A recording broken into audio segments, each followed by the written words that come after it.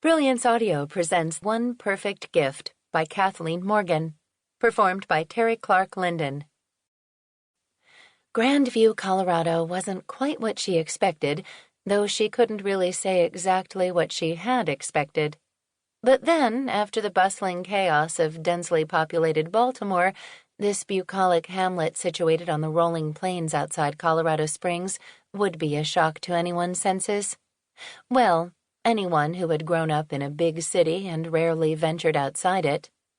As the Colorado and Southern Railroad train slowed as it neared the train depot, Jessica Ashmore gripped the rim of the window she had pulled down, and her heart thudding in her chest stared at the approaching platform. What had heretofore seemed an exciting, adventure-laden solution to her problems had suddenly taken a decided nosedive.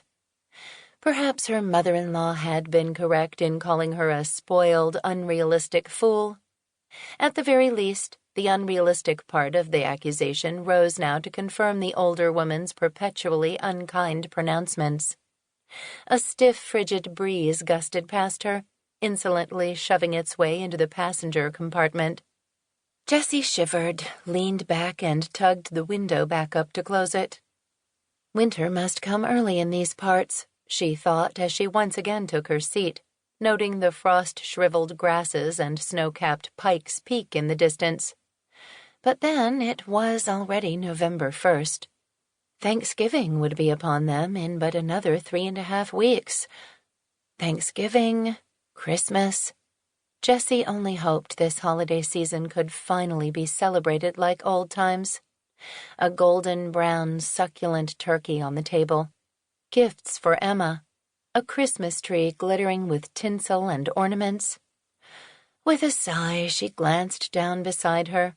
Curled up in a bed made from her mother's threadbare wool coat, the 6-year-old slept on, blissfully oblivious to the earlier cold blast of air or the train's lurching movements as it finally came to a halt at the station. The child had spent a restless night on the hard seat, and Jessie was loath to awaken her. Nonetheless, it had to be done.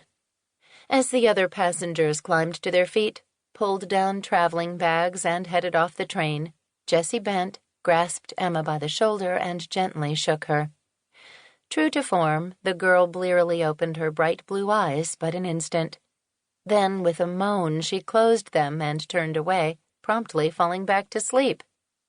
With a long-suffering shake of her head, Jessie slid her hands beneath her daughter's shoulders and legs, hauling the child to a sitting position on her lap. "Wake up, sleepyhead. We're here, and it's time to get off the train." Emma yawned hugely. Hunching her shoulder, she stiffly stretched out her arms at her sides. "We're here?" She yawned again, rubbed her eyes, then looked around. "At our new home?" "Yes." It would be a long while, if ever, before Jessie would call this desolate spot in the middle of nowhere home. Still, for her daughter's sake, because there was nothing left for them in Baltimore anymore, she would make the effort. Just then the locomotive belched out a final sibilant burst of steam. The little girl's eyes widened.